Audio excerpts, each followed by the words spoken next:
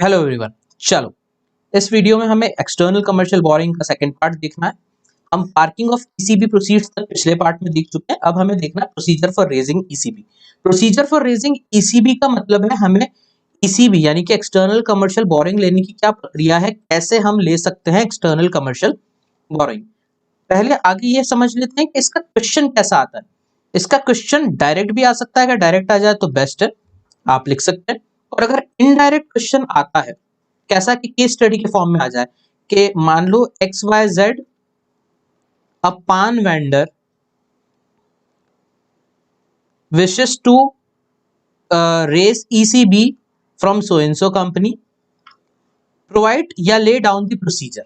अब भाई आपको सबसे पहले ये देखना है कि क्या वो जो व्यक्ति ले रहा है वो एलिजिबल बोरोवर है कि नहीं। अगर वो एलिजिबल बोरोवर है तो आगे बढ़े, नहीं तो फिर रहने दे। क्वेश्चन में वही लिख दे कि एलिजिबिलिटी क्राइटेरिया से बाहर है। तो इसकी दो मेथड्स होती है, एक तो ऑटोमेटिक रूट और एक अप्रूवल रूट। ठीक है, ऑटोमेटिक मतलब कोई किसी की परमिशन नहीं चाहिए, अप्रूवल में आरबीआई वगैरह की परमिशन लगती है। तो अगर ऑटोमेटिक रूट में ईसीबी लेना है, आपको दोनों मेथड लिखनी होगी वहां पर एग्जाम में। अगर आपको लिखने को आए तो आपको ऑटोमेटिक रूट भी बताना होगा, अप्रूवल रूट भी। तो ऑटोमेटिक रूट में सिंपल फंडा, एलिजिबल बोरोवर है, उसको एप्लीकेशन लगानी है फॉर्म ईसीबी के अंदर। किसको लगानी है? एडी कैटेगरी 1 बैंक, वो खुद डिसाइड कर लेगा अगर ऑटोमेटिक रूट है तो। अगर अप्रूवल रूट में जाना है, ठीक है, अप्रूवल रूट में जाना है तो उसका फंडा अलग होता है। अब अप्रूवल रूट, ये ऑटोमेटिक नहीं है, ये अप्रूवल लिखा है यहाँ पे, typing mistake, I am really sorry. Approval route में अगर हमें जाना है तो एलिजिबल बोरोवर फॉर्म ईसीबी के अंदर एप्लीकेशन लगाएगा एडी कैटेगरी 1 बैंक को। यहां तक एकदम सेम है। इसके बाद एडी कैटेगरी 1 बैंक जो है वो आरबीआई को एप्लीकेशन फॉरवर्ड करेगा।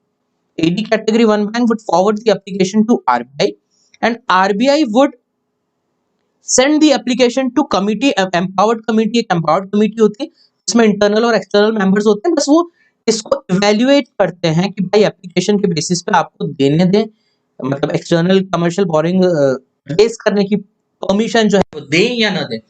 अब ये जो कमिटी है ना, ये अपने सजेशंस देती है किसको? आरबीआई को। आरबीआई को क्या देती है? सजेशन, डिसीजन नहीं देती है, सजेशंस देती है सिर्फ। फाइनल डिसीजन आरबीआई का ही होता है। फिर से प्रोसेस की बात करें तो जो एलिजिबल बोरोवर है फॉर्म ईसीबी में एडी कैटेगरी 1 बैंक को एप्लीकेशन देगा। एडी कैटेगरी 1 बैंक उस एप्लीकेशन को आरबीआई को फॉरवर्ड करेगी। आरबीआई एम्पावर्ड कमिटी से सजेशंस लेगा और फिर आरबीआई की मर्जी हो तो उन सजेशन पे ध्यान देगा, नहीं तो वो डायरेक्टली फाइनल डिसीजन किसका होता है? आरबीआई का ही होता है। तो ये ऑटोमेटिक रूट के अंदर, अप्रूवल रूट के अंदर ये प्रोसेस थी। ऑटोमेटिक में तो सिर्फ इतनी तीन चीजें हैं। ठीक है, ऑलराइट, चलो आगे बढ़ते हैं बॉस। अब हमें देखना है हेजिंग प्रोविजन। तो हेजिंग से क्या समझते हो बॉस? अभी तक हेजिंग अभी देखा हो तो क्या होता है hedging? Hedging is simply about hedge करना किसी को। हेज मतलब किसी रिस्क से सेफगार्ड करना, किसी रिस्क से सेफगार्ड करना। अब मैं ज्यादा इसको न खींचूं और एक सिंपल तरीके से बताऊं तो प्रोविजन बनाते हैं ना हम अकाउंट्स में, प्रोविजन क्रिएट करना ताकि आगे लफड़ा नहीं हो, तो उसको बोलते हैं यहाँ पर इस लैंग्वेज में हेजिंग। हेजिंग मतलब हमको एक प्रोविजन बनाना है, एक रिजर्व बनाना है। रिजर्व यूजुअली यहाँ पर नहीं बनेगा, प्रोविजन ही बनेगा फॉर द पर्पस कि भाई हमारा नुकसान ना हो। एक मिनट,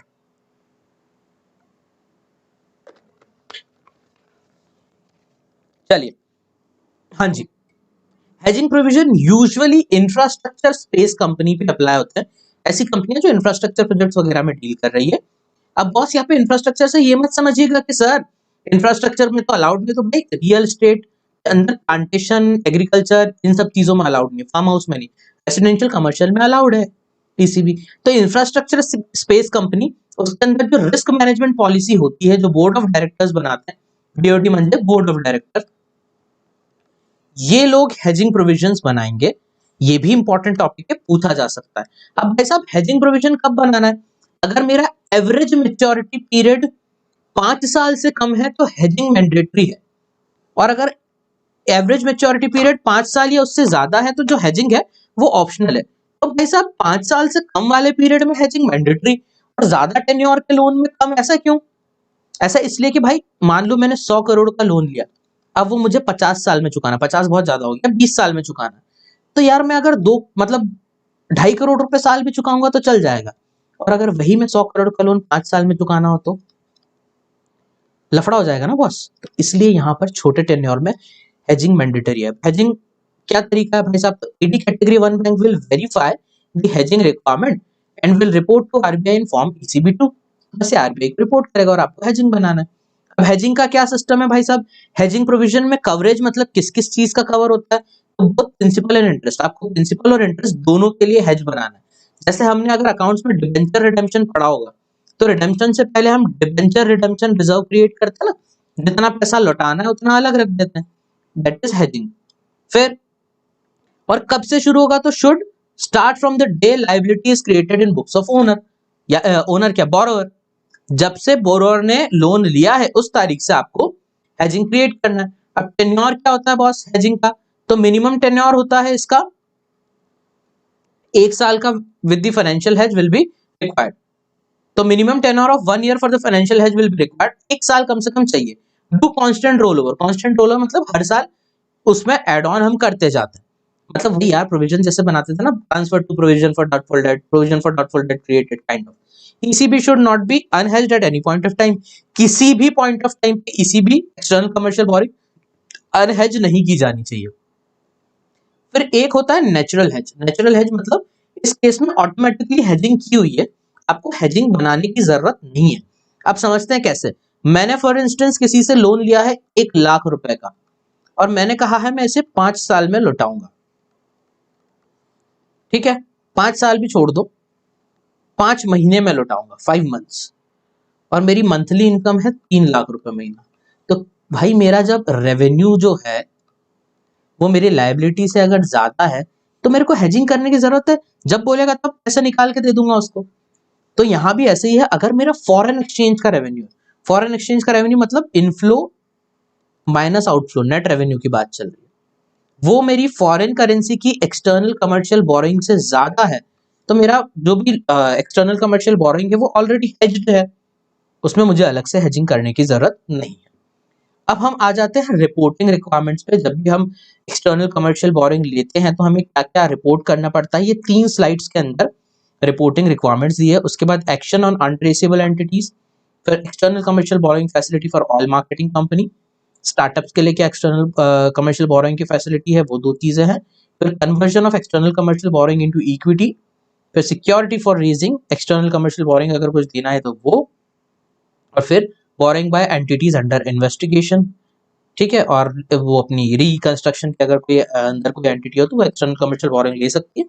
ये चीजें हमें और कवर करनी, ये चीजें हमें देखनी है, और हम इसमें आगे बढ़ते हैं। ऑलराइट, चलिए, तो कहाँ थे हम? रिपोर्टिंग रिक्वायरमेंट्स पे। तो बस रिपोर्टिंग रिक्वायरमेंट में सबसे पहले अगर आप एक्सटर्नल कमर्शियल बोरोइंग रेज कर रहे हैं तो सर्वप्रथम आपके पास होना चाहिए LRN। LRN मतलब होता है लोन रजिस्ट्रेशन नंबर। ये कैसे मिलता है? तो फॉर्म ECB डुप्लीकेट में, मतलब 1+1, 2 कॉपी में आपको सबमिट करना है AD कैटेगरी 1 बैंक को। ठीक है, और एक कॉपी जो ओरिजिनल कॉपी है या उसी की copy forward 1 copy to director of RBI, और RBI उस पे कहा department of statistics and information division के अंदर आपको भेजना है, और वो आपको LRN नंबर दे देंगे। फिर से फॉर्म ECB उसकी डुप्लीकेट कॉपी बनाए, एक AD कैटेगरी 1 बैंक को भेजे, फिर वो भेजेगा या आप भेजे RBI को, RBI को किधर, department of statistics and information division, वो आपको LRN दे देंगे। ठीक है भाई साहब, अगर फिर आप जो भी एग्रीमेंट करके जिससे भी एक्सटर्नल कमर्शियल बोरोइंग या लोन रेज कर रहे हैं, अगर उसकी टर्म्स एंड कंडीशन में कुछ चेंज हो रहा है तो वापस से फाइल करें रिवाइज्ड फॉर्म ECB, जो हमने पहले फाइल किया था वैसे रिवाइज, और इसको भी वही DSIM department of statistics and information division RBI में भेजें। और जो चेंजेस है इट शुड स्पेसिफिकली मेंशन, जैसे AD कैटेगरी 1 लिखा है, अब मैं AD स्टेज 1 लिख दूं, ये मैंने इसमें चेंज किया, अब इस चेंज को मेरे को स्पेसिफिकली मेंशन करना है तो भाई साहब ये बदलाव हुए हैं। ठीक है, changes should be specifically mentioned, और जितने टाइम, जैसे एक्सटर्नल कमर्शियल बोरोइंग की जो टर्म्स कंडीशन जब भी चेंज हो रही है उसके 7 दिन के अंदर आपको फाइलिंग करनी है। फिर आपको मंथली रिपोर्टिंग भी करना होती है एक्चुअल ट्रांजैक्शंस की, और ये यूजुअली बोरोवर करता है। बोरोवर फाइल करता है फॉर्म ECB2, रिटर्न्स होते हैं, ये रिटर्न्स ECB2 के उसमें जाते हैं, मंथली रिटर्न्स। फिर AD कैटेगरी 1 बैंक को आपको देना होता है, वो फॉरवर्ड करता है department of statistics and information division of RBI। ठीक है, और फिर 7 दिन के अंदर भरना है ये, जब भी मंथ पूरा हो रहा है। ठीक, आगे रिपोर्टिंग रिक्वायरमेंट को कंटिन्यू करें तो अगर कोई व्यक्ति लेट सबमिट करता है तो जो भी प्रिस्क्राइब लेट फीस है वो पे कर दो। और एक होता है standard operating procedure for untraceable entity. भाई अनट्रेसेबल एंटिटी कौन होती है? अनट्रेसेबल एंटिटीज आर दोस्त जिसमें एंटिटी या ऑडिटर या डायरेक्टर या प्रमोटर ये चारों व्यक्ति आर नॉट रीचेबल या नॉट रिस्पॉन्सिव या not replying to the communication with AD category 1 bank, और उस कम्युनिकेशन को जवाब न दिए हुए कम से कम 2 क्वार्टर या 6 कम्युनिकेशन हो गए। अब 2 क्वार्टर टाइम वाइज देख लो, और अगर एक ही महीने में 6 कम्युनिकेशन भेज दी तो 6 communication which ever is earlier. ठीक है, तो या तो एंटिटी या ऑडिटर या उसका डायरेक्टर या प्रोमोटर हम कांटेक्ट कर करके थक गए, पर हम ना वो जवाब दे रहे हैं, रिटर्न फाइल कर रहे हैं, 2 क्वार्टर बीत गए हैं या 6 कम्युनिकेशन हो गई है। 6 कम्युनिकेशन इसलिए है क्योंकि एक क्वार्टर में 3 महीने होते हैं, 2 क्वार्टर में 6 महीने अगर मंथली रिटर्न फाइल करना होता तो 6 कम्युनिकेशन का ऐसा सिस्टम ले लिया। तो भाई 6 कम्युनिकेशन हो गई है, आपने जवाब नहीं दिया तो फिर आप अनट्रेसेबल एंटिटी मानी जाएगी। अनट्रेसेबल एंटिटी का क्या होता है? तो नॉट रीचेबल या रिस्पॉन्सिव या reply to communication with AD category 1 bank, जिसको 6 कम्युनिकेशन या 2 क्वार्टर हो गए हैं। अब अनट्रेसेबल कैसे, मतलब कैसे कम्युनिकेशन नहीं हुई है? तो ऐसे कि भाई they are not found operative at the registered office address. तो लक्ष्मी चिटफंड हेरा फेरी का अनुराधा चली गई, उनका ऑफिस गए और ऑफिस पे वो मिले नहीं। ठीक है, वो केस, या फिर no auditor certificate is fixed for 2 और मोर ईयर्स, 2 या उससे ज्यादा साल तक ऑडिटर का सर्टिफिकेट नहीं आया। अब ऐसी अनट्रेसेबल एंटिटीज के साथ क्या किया जाए भाई? तो इनका रिटर्न तो फाइल होता है, भले वो लोग खुद करते हैं, तो जब भी रिटर्न होता है तो file revised form ECB and last form ECB 2 returns with certification from company with untraceable entity return on the top of it. तो जितने भी रिटर्न ये लोग आगे खुद से प्रोसेस करते, कंपनी तो आगे करने से रही ना, उसके ऊपर बोल्ड और कैपिटल में लिखते थे अनट्रेसेबल। ठीक है बॉस, अनट्रेसेबल एंटिटी लिख देते हैं ये लोग। फिर आगे नो फ्रेश एप्लीकेशन, ऐसे लोगों की कोई नई एप्लीकेशन एंटरटेन नहीं की जाती है, कोई नया लोन ये लोग नहीं ले सकते। Inform to directorate of enforcement, और ये चीज डायरेक्टरेट ऑफ एनफोर्समेंट को भी बता दी जाती है, किसके द्वारा? ये सारा काम एडी कैटेगरी 1 बैंक करेगा। ठीक, फिर नो इनवर्ड रेमिटेंस और debt servicing will be permitted under automatic route. फिर वो कुछ और भी नया पैसा नहीं ला सकता ऑटोमेटिक रूट में, अगर ऐसे भाग रहा है, गायब हो रहा है तो। Now next point is ECB facility for oil marketing company. Oil marketing company मतलब कोई कंपनी, अभी स्पेसिफिक ऑयल मार्केटिंग कंपनी आ जाएगा, स्टार्टअप्स आ जाएगा, ऐसी company which are under the process of reconstruction, वो चीज आएगी। तो हमें वो पढ़ना है, इस पर अलग से क्वेश्चन पूछा जा सकता है और सिंपली यही लिखना है अपने को। अगर ऑयल मार्केटिंग डायरेक्ट क्वेश्चन ज्यादातर आते हैं, इसमें ज्यादातर डायरेक्ट ही पूछे रहे हैं। इनफैक्ट ऑयल मार्केटिंग कंपनी को अगर ऑटोमेटिक रूट में लेना है तो मिनिमम एवरेज मैच्योरिटी पीरियड का ध्यान रखना पड़ेगा। ओवरऑल सीलिंग इसमें 10 बिलियन यूएस डॉलर है, इसमें हेजिंग की कोई जरूरत नहीं है। और mark to market procedure, mark to market procedure मतलब जो मार्केट से पैसा उठाते हैं वही जो ऑल इन कॉस्ट सीलिंग वगैरह की जो भी चीजें हैं वो सारी इसे फॉलो करनी हो। ठीक, मिनिमम एवरेज मैच्योरिटी पीरियड कुछ नहीं दिया तो 3 साल मानते ही हम। और अगर अप्रूवल रूट है तो अप्रूवल जैसा अप्रूवल आरबीआई दे, सारी कंडीशन आरबीआई चेंज कर सकता है। स्टार्टअप को अगर ईसीबी रेज करना है तो उसको ऑटोमेटिक रूट या अप्रूवल रूट।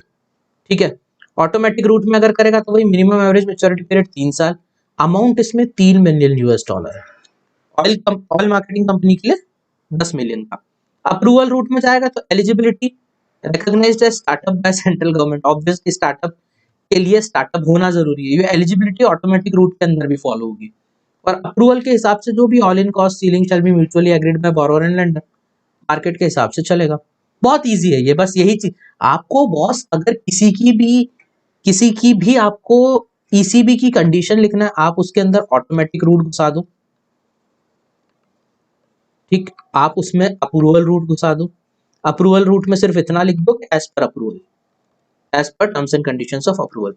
अपना ऑटोमेटिक रूट में मिनिमम एवरेज मैच्योरिटी पीरियड बता दो, ओवरऑल सीलिंग बता दो। ओवरऑल सीलिंग मतलब ऑल इन कॉस्ट सीलिंग नहीं, अमाउंट की सीलिंग पे कितना ईसीबी रेस कर सकते हैं, हेजिंग के प्रोविजन जरूरी हो तो वो बता दो।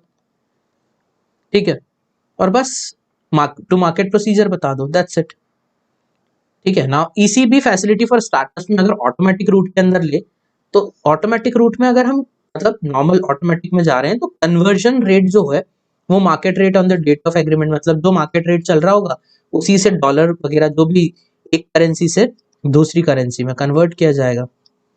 Security the choice is left to borrowing entity, कई बार सिक्योरिटी भी देना पड़ती है लोन लेने के पहले, वो हम आगे इसमें पढ़ेंगे। एंड यूज, तो for any expenditure in connection with business, इसके अलावा और कहीं यूज नहीं कर सकते। बाकी आपको वो एंड यूज नेगेटिव लिस्ट जो है वो ध्यान से एक बार देखनी है फिर से। Currency, currency can be freely convertible foreign, मतलब भाई जो फॉरेन करेंसी डिनोमिनेटेड ईसीबी भी ले सकता है ये, और इंडियन करेंसी डिनोमिनेटेड ईसीबी भी ले सकता है। Conversion into equity freely permitted subject to regulation, कि ईसीबी को इक्विटी में कन्वर्ट कर सकते हैं subject to some regulations, that's it. ठीक है बॉस, अब हम आगे बढ़ते हैं। Conversion of ECB into equity, हाँ तो भाई ये मुख्य चीज है। जैसे हमने फॉरेन डायरेक्ट इन्वेस्टमेंट चैप्टर पढ़ा था, उसके अंदर हम क्या करते थे, इक्विटी को डेट में कन्वर्ट करना देखते थे। अब यहाँ हम देखेंगे डेट को इक्विटी में। इसका बेस्ट एग्जांपल अगर याद करना हो तो मैनेजर एडमिटेड एज पार्टनर। अब मैनेजर ने जो फर्म को लोन दे रखा होता है 12th क्लास में अकाउंट्स में, वो लोन कैपिटल बन जाता है। तो हम यही कर रहे हैं, किसी डेट को कैपिटल में कन्वर्ट कर रहे हैं। तो सबसे पहले ये देखना होता है कि जो एक्टिविटी ऑफ बोरोइंग कंपनी है, तो activity of borrowing company is covered under FDI, वो एफडीआई के अंदर कवर्ड है। जैसे मैं जिसमें काम कर रहा हूँ, जैसे मैंने एक्सटर्नल कमर्शियल बोरोइंग ली, तो मैं एलिजिबल क्या हूँ, एलिजिबल बोरोवर हूँ। तो मुझे अगर उसको इक्विटी में कन्वर्ट करना हो तो मुझे एलिजिबल इन्वेस्टी भी होना चाहिए, इसका मतलब ये है। फिर लेंडर का भी कंसेंट होता है, ऐसा तो नहीं भाई मैंने आपको लोन दिया था ब्याज नहीं आया, उसको तो मैंने इक्विटी मान लिया, आज से तू मेरा पार्टनर है, उससे पूछ लो भाई। लेंडर का कंसेंट भी होना चाहिए, plus with no additional cost of conversion and no breach of eligibility and applicable sectoral capital sectoral cap limit as per FDI policy. FDI policy के हिसाब से कोई सेक्टोरल कैप जो होती है ना 10% 24% जो हमने एफडीआई वाले में पढ़ी है, वो भी ब्रीच नहीं होना चाहिए। और प्राइसिंग गाइडलाइन, तो pricing guideline of shares must be complied with, वही सेबी का जो स्टॉक एक्सचेंज पे अगर लिस्टेड है तो सेबी के हिसाब से होना चाहिए, नहीं तो मर्चेंट बैंकर से वैल्यू करवाओ, जो हमने उस चैप्टर में पढ़ा है एफडीआई में। Now conversion of ECB into equity, तो रिपोर्टिंग ऑफ टू आरबीआई, आपको आरबीआई को बताना पड़ता है इसमें फॉर्म एफसीजीपीआर प्लस ईसीबी 2। ईसीबी 2 तो हमको भरना ही पड़ता है और टर्म्स एंड कंडीशन में बदला होता है, और जब भी हम एफडीआई करते हैं तो एफसीजीपीआर भरना होता है। अगर पार्शियल कन्वर्जन है, जैसे 100 करोड़ में से 50 करोड़ के कन्वर्जन कर रहे तो भी ये फॉर्म भरना है।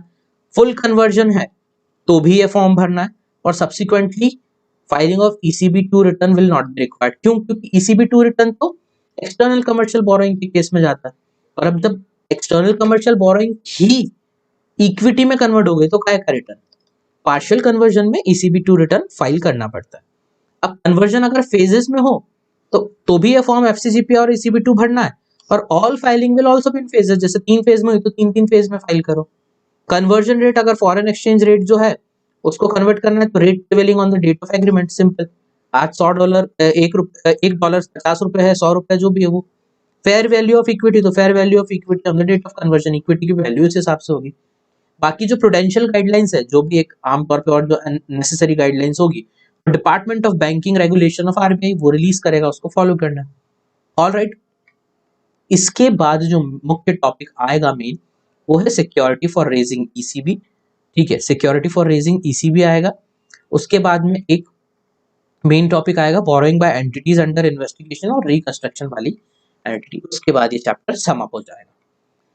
तो चलें बॉस, अब हम पढ़ते हैं security for raising ECB. Security मतलब बॉस कि हम कुछ चीज गिरवी रखें या किसी पे चार्ज क्रिएट करवा दें, कुछ तो सिक्योरिटी है। हम एक्सटर्नल कमर्शियल बोरिंग ले रहे हैं, आदमी को श्योरिटी तो होना चाहिए ना, लौटाएगा पैसा। तो हम इमूवेबल प्रॉपर्टी पे चार्ज क्रिएट कर सकते हैं, ठीक है। पर इमूवेबल प्रॉपर्टी जो है, अगर हम ईसीबी ना चुकाएं तो immovable property have to be sold only to a person resident in India. ये हमने वो फॉरेन कंट्रीब्यूशन रिपार्टीशन के अंदर पढ़ा है। Overseas lender has no permission to acquire immovable property, मतलब आप गिरवी रख रहे हो उस पे, उसको सिक्योरिटी मिली है। जैसे मैंने जेम्स से लोन लिया है, जेम्स छोड़ो जॉन से लोन लिया है। जॉन जो है उसने मैंने अपना घर गिरवी रख दिया, तो भाई अगर मैं लोन नहीं चुकाता हूं तो जॉन को वो प्रॉपर्टी किसी लोकल कोई इंडियन आदमी को, पर्सन रेसिडेंट इन इंडिया को ही बेचनी होगी। दूसरा, वो ये प्रॉपर्टी अक्वायर नहीं कर सकता। तीसरा, sale proceed shall be repatriated to liquidate the outstanding ECB. मैंने लोन लिया है 10 करोड़ का और मेरी प्रॉपर्टी बिकी अगर 15 करोड़ में, तो 10 करोड़ रुपए डेफिनेटली जॉन को जाएंगे उसका लोन चुकाने में। Security shall be subject to provision contained in foreign exchange management acquisition and transfer of immovable property in India regulation. भाई जो रेगुलेशन है फॉरेन एक्सचेंज के फेमा के, transfer of acquisition and transfer of immovable property, वो उसको follow करना पड़ेगा।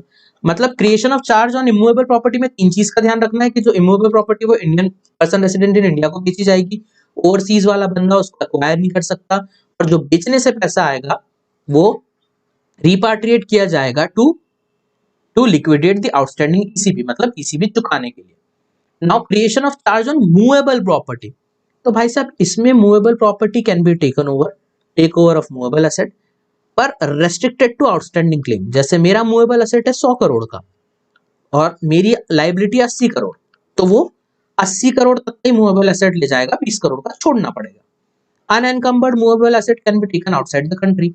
Unencumbered मतलब कहीं पे गिरवी रखा हुआ नहीं होना चाहिए, और भी वो मूवेबल एसेट वो तो कंट्री से बाहर भी ले जाया जा सकता है। कोई बहुत ज्यादा टिपिकल चीज नहीं है, इसलिए थोड़ा सा स्पीड में लिया है इसे। Now security for raising ECB, creation of charge on financial security. भाई एक तो आप चार्ज ऑन इमूवेबल प्रॉपर्टी कर सकते हो, एक मूवेबल प्रॉपर्टी, एक फाइनेंशियल सिक्योरिटी। फाइनेंशियल सिक्योरिटी पे चार्ज कैसे होता है? क्लास 12th में हमने पढ़ा था, issue of debenture as collateral security. कोई एसेट खरीदा और बदले में सिक्योरिटी के फॉर्म में मैंने डिबेंचर्स इशू कर दिए। असली में डिबेंचर इशू नहीं किया, सिक्योरिटी, अगर मैं लोन ना चुकाऊं तो इससे मेरा पैसा रिकवर कर लेना। तो कौन कौन सी सिक्योरिटी हम इशू कर सकते हैं ऐसे जिन पे चार्ज क्रिएट कर सकते हैं? Shares, debenture, government saving certificate, units of mutual fund, deposit receipts, government security, bond, इन सब के थ्रू के ऊपर चार्ज क्रिएट हो सकता है। ठीक है, उसके बाद सिक्योरिटी फॉर रेजिंग ईसीबी के अंदर एक और, ये एसेट्स के अलावा एक और चीज होती है, issue of corporate and personal guarantee. व्यक्ति गारंटी भी दे सकता है। एक होती है कॉर्पोरेट गारंटी जो कंपनी देती है। कॉर्पोरेट गारंटी देने के लिए copy of board resolution for issue of corporate guarantee required है।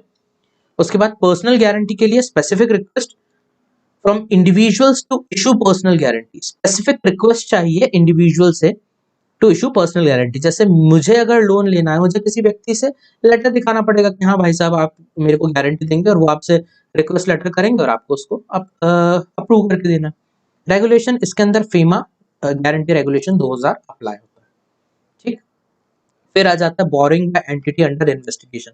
अगर किसी एंटिटी के ऊपर कोई इन्वेस्टिगेशन चल रहा है, कोई भी एनी सॉर्ट ऑफ इन्वेस्टिगेशन, तो आप इंटीमेट कर दे एडी कैटेगरी 1 बैंक को। यूजुअली तो ऐसा लगता है ना कि जिस पे इन्वेस्टिगेशन चल रहा है वो क्या ईसीबी रेज कर पाती होगी, तो कर सकती है boss, they can raise ECB, पर आपको एडी कैटेगरी 1 बैंक को इंटीमेट करना पड़ेगा। The borrowing entity shall inform about the pendency of investigation, adjudication, appeal। किसी भी नेचर की वो इन्फॉर्म करना पड़ेगा, और ये ईसीबी रेज कर सकते हैं, not extending to pending investigation वगैरह वगैरह। Intimation to law enforcing agency, law enforcing agency जो है उसको भी बताना पड़ेगा, यानी कि और कौन बताएगा? तो एडी कैटेगरी 1 बैंक या RBI shall intimate to law enforcing agency by endorsing a copy of approval letter. जैसे मेरा अगर क्रिमिनल कोर्ट में केस चल रहा है तो ये लोग वहां पर भी कॉपी भेज देंगे कि हम दे रहे हैं, वो चाहे तो ऑब्जेक्शन ले लें। ठीक, अब this is the last topic, entities under restructuring या ECB facilities for refinancing stressed asset. ऐसी कोई कंपनी जो रीस्ट्रक्चरिंग की प्रोसेस में हो, रीस्ट्रक्चरिंग मतलब जो कॉर्पोरेट इंसॉल्वेंसी रेजोल्यूशन प्रोसेस जो होती है उसके अंदर, मतलब वो रीस्ट्रक्चर हो रही है बॉस, अब वो कंपनी मरी पड़ी है, उसको फिर से जिंदा कर रहे हैं। अब ये एसबीसी में आपने पढ़ रखा होगा, सीआईआरपी वगैरह वगैरह, तो हाँ ये लोग भी ईसीबी रेज कर सकते हैं only if permitted under the resolution plan. Resolution plan में यही होता है कंपनी को रिवाइव करने के लिए, तो लोग एक्सटर्नल कमर्शियल बोरिंग रेज करते हैं, लोकल जितने भी लायबिलिटी उसको चुका देते हैं, कंपनी रिवाइव कर देते हैं। अगर ये रेजोल्यूशन प्लान में परमिटेड है तो ईसीबी ले सकते हैं। Sale of NPA, lenders bank are also permitted to sell. Lender bank जो नॉन परफॉर्मिंग एसेट्स होते हैं उनके वो बेच सकते हैं। ठीक, minimum average maturity period will have to be strictly complied with under all circumstances. जो भी एमआईपी इनको दिया जाए, अदरवाइज नॉर्मल केस में तो 3 साल होता ही है। ठीक है, rupee loan classified as NPA और SMA2, ये दो category of non performing asset है। They can also avail ECB for repayment of these loans under any one time settlement with lender. अब लेंडर से आपको ना ऐसे जो नॉन परफॉर्मिंग एसेट्स को अगर आप पे ऑफ कर रहे हो तो वन टाइम सेटलमेंट करना है। फॉर एग्जाम्पल मेरा बैंक से 2 करोड़ का लोन बकाया, मैं नहीं चुका रहा, नॉन परफॉर्मिंग एसेट हो गया। तो अब ऐसा नहीं कि ईसीबी लेके मैं उनको टुकड़ों में पे कर रहा हूँ, 50 लाख अभी नहीं, वन टाइम सेटलमेंट 180 दे रहा हूँ, ले रहा है क्या? हाँ ले रहा है, खत्म। फिर दूसरा ineligibility, foreign branches overseas subsidiary of Indian banks are not eligible to land for the above purpose. इन पर्पस के लिए फॉरेन ब्रांचेस या overseas subsidiary of Indian bank घुमा फिरा के इंडियन बैंक्स नहीं कर सकते। That's it, that was all about ECB. अब आई विल सजेस्ट यू कि आप ये स्टार्टअप की, oil investigation company, oil marketing company, creation of charge and securities, ये चीजें बहुत डिटेल में पढ़ें। Conversion of ECB into equity, ये चीजें आप एफडीआई में भी अच्छे से पढ़ चुके होंगे, तो ये आसान है और कवर किए जाने योग्य है। तो प्लीज इसको पढ़ें और ये चैप्टर समाप्त करें। ऑलराइट, मिलते हैं जल्दी ही नेक्स्ट वीडियो में।